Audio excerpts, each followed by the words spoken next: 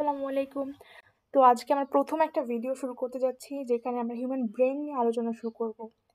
এবং তো আমাদের টপিক হচ্ছে আজকে হিউম্যান ব্রেন।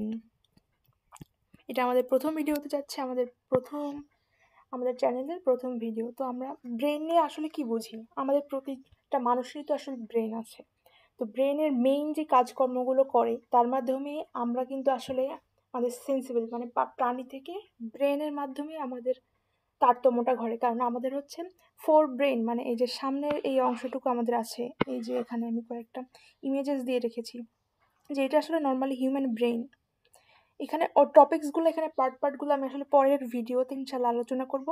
ফোর ব্রেন এটাকে বলা হচ্ছে ফোর ব্রেন, যা আমাদের চিন্তা চেতনা এবং বিভিন্ন কাজকর্ম, যেমন আমরা ধরো কোনো ডিসিশন, সব কাজকর্ম এই ব্রেনের পার্ট সিস্টেম দিয়ে হয়। আর এইটুকু হচ্ছে লিম্বিক সিস্টেম।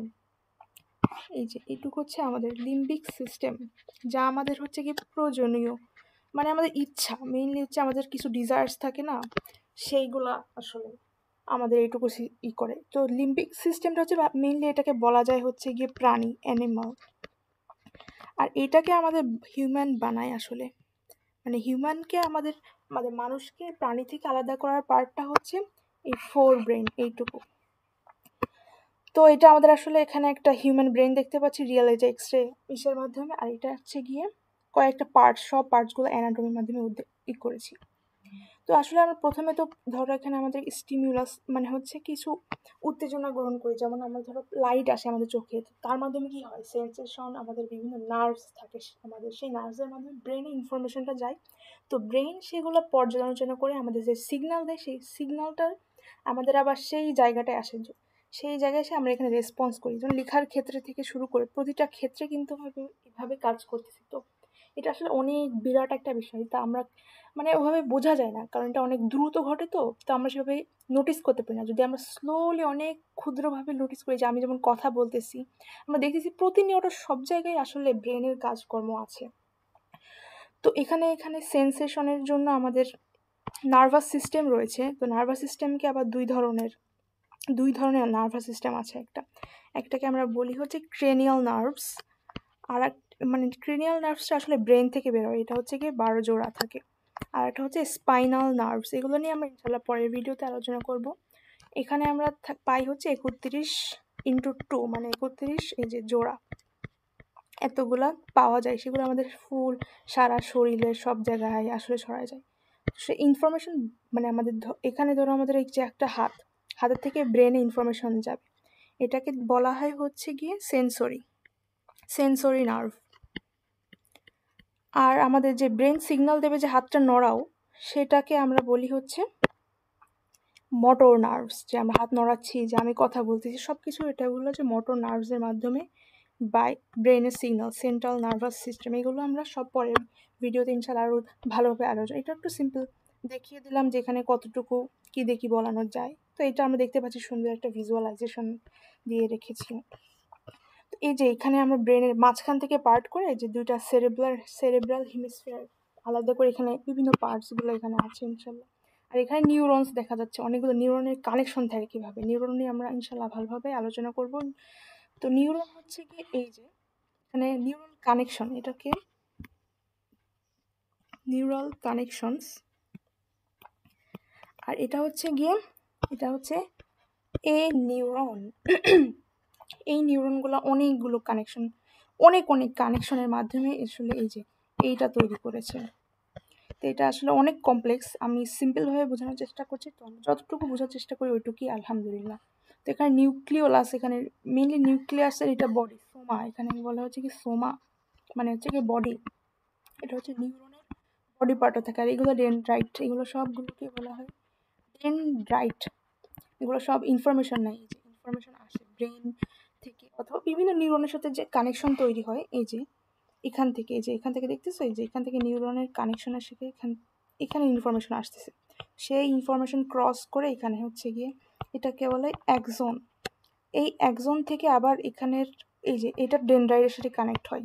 এখানে একটু গ্যাপ থাকে, সেই গ্যাপটা নিয়ে পরের ভিডিওতে আলোচনা হবে। এগুলো অনেক বিস্তৃত আছে, সিম্পলভাবে বোঝার জন্য যে এটা হচ্ছে কি এই অ্যাক্সনটা, এই অ্যাক্সন এখানের সাথে এবার এটার সাথে কানেক্ট হয়ে এই দুটো কানেক্ট হয়ে এবার ইনফরমেশন ট্রান্সফার করে। এগুলো অনেক দ্রুত হয়, অল্প ক্ষুদ্র সেকেন্ড, মিলি সেকেন্ডের মতো এত দ্রুত কানেকশন তৈরি করে। তো কীভাবে নিউরন একটা কানেকশন তৈরি করে সেখানের একটা আমি ভিডিও দেখাচ্ছি তোমাদের। এই যে এটা দেখতে পারো, যে এই যে এটা হচ্ছে গিয়ে সেই এই যে সোমা এইটুকু পার্ট, আর এই যে এখান থেকে হচ্ছে ডেনড্রাইট খুঁজতেছে অন্য নিউরনদের সাথে কানেকশন হওয়ার জন্য অ্যাক্সনের মাধ্যমে।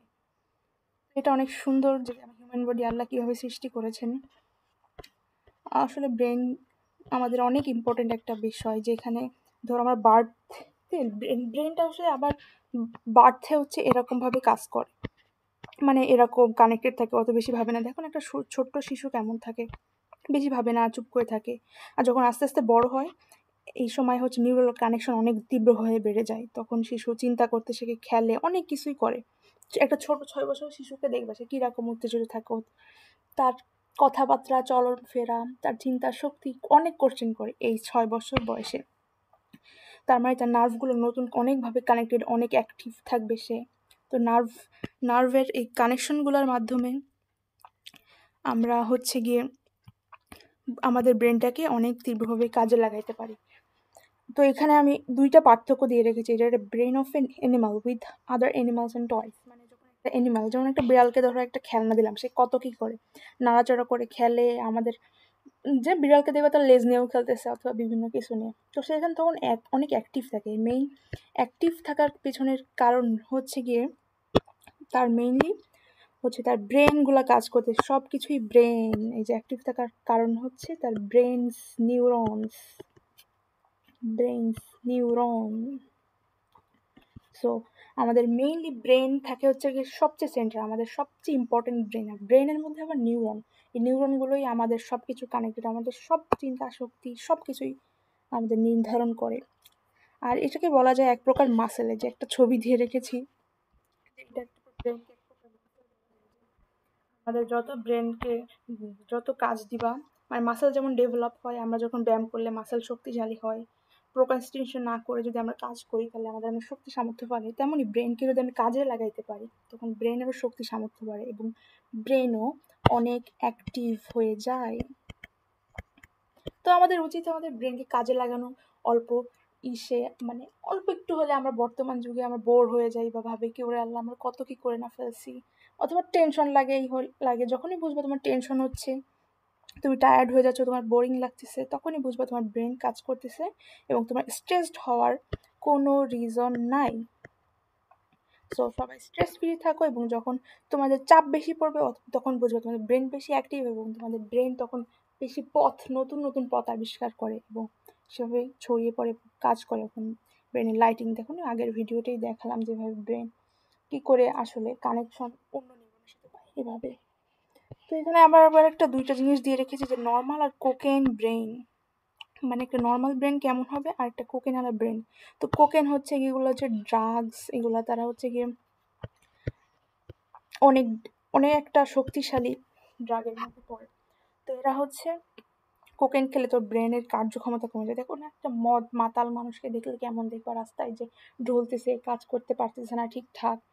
আর যখন একটা নর্মাল মানুষকে কোনো কাজ দিবা, সে সবসময় সুন্দর থাকবে, মানে মেন্টালি কোনো প্রেশার অথবা কোনো সমস্যা থাকবে না, ভুলে যাবে না, সুন্দর করে মনোযোগ দিতে পারবে, সব কিছু করতে পারবে। কিন্তু কোকেন বা এরকম আদার ড্রাগসের কারণে সেই মানুষটা অনেক এদিকে কয়েকটা নিউরন লাইটিংস এগুলো খুব লাইট, আর এখানে অনেক ডিপ লাইটিংস আমরা দেখতে পাচ্ছি। সো বলা যায় যে লার্নিং অর প্র্যাকটিস এনিথিং, মানে আমরা যদি কিছু শিখতে পারি, এনিথিং প্র্যাকটিস, তুমি যে কোনো কিছু যাই চেষ্টা করো তোমার ব্রেন সেটা হ্যান্ডেল করতে পারবে। সো নো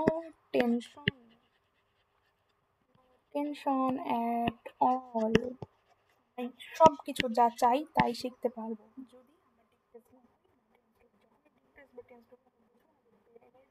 ক্যাপাসিটি আছে যে ওটুকু হ্যান্ডেল করতে পারবে। তো আমাদের এটুকু ছিল আমাদের ব্রেন নিয়ে। পরের ভিডিওতে আমরা আরও বিস্তার আলোচনা করব ইনশাআল্লাহ। তো আমাদের সাথে থাকার জন্য সবাইকে ধন্যবাদ।